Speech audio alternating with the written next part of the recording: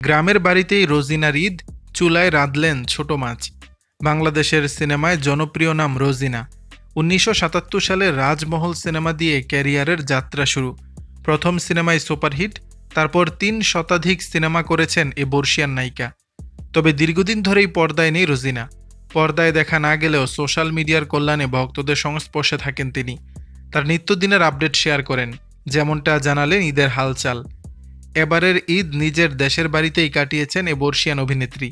রোজিনার গ্রামের বাড়ি রাজবাড়ী জেলায়। ঈদে গ্রামের বাড়িতে নিজের হাতে রান্না করতে দেখা যায় তাকে। সেই ছবি ফেসবুকে পোস্ট করেছেন ভক্তদের উদ্দেশ্যে।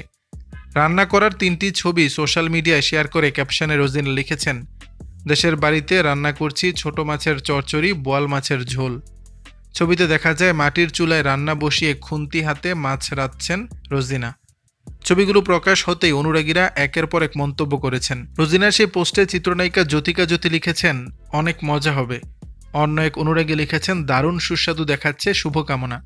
দর্শক, বিষয়টি নিয়ে আপনাদের মতামত জানাবেন নিচের কমেন্ট বক্সে।